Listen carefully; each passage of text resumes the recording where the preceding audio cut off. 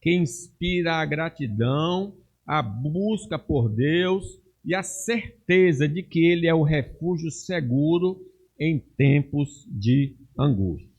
Então, qual é a primeira lição que nós podemos perceber nesse salmo, nos versículos 1 a 3? Aqui o salmista enfatiza que ele vai adorar continuamente ao Senhor. Vamos ler então o de 1 a 3? Bendirei o Senhor em todo o tempo. O seu louvor estará sempre nos meus lábios. Gloriar-se-á no Senhor a minha alma. Os humildes o ouvirão e se alegrarão. Engrandecei o Senhor comigo e todos a uma lhe exaltemos o nome. Então devemos, pela orientação do salmista, falar bem de Deus, seja pelos cânticos, seja pelo testemunho pessoal. Então, seja na igreja cantando cânticos que falem da grandeza e das obras de Deus, ou dizendo aos amigos, parentes, vizinhos e desconhecidos sobre Deus e sua grandeza. Ele não só faz isso, ele está alegre porque Deus o ajudou, e ele convoca alguns outros a estarem com ele, exaltando o nome do Senhor. Como salmista, somos testemunhas do Senhor. Ele, no período dele, nós, na atualidade. É nosso dever, então, falar bem de Deus no dia em que se chama hoje.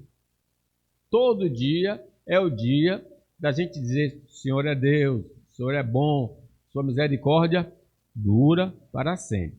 Seja de maneira formal, aqui no culto agora nós o fizemos cantando louvores, lendo a mensagem, ou em nossos relacionamentos de maneira informal da grandeza de Deus e de suas obras. Se vocês lembrarem, antes de Jesus for elevado, foi às alturas, ele disse aos discípulos: recebereis poder ao descer sobre vós o Espírito Santo, e sereis minhas testemunhas, tanto em Jerusalém, como em toda a Judéia, Samaria e até os confins da terra. O oposto do leproso, que ele disse: não diga nada a ninguém, nós somos ordenados a ir e dizer o que Deus tem feito em Cristo Jesus, o nosso Senhor. Samaria, Judéia, Samaria e até os confins da terra. Não somos chamados pelo Senhor para falarmos de nós mesmos ou de nossa denominação, mas de Jesus, sua pessoa e sua obra. Tem muita gente que até fala, mas fica falando da igreja. A minha igreja é assim, a minha igreja é assado. Ou então ele conta o testemunho dele, só fala dele. Na verdade, eu era assim, eu era assado. E pouco se fala da pessoa bendita do Senhor Jesus Cristo.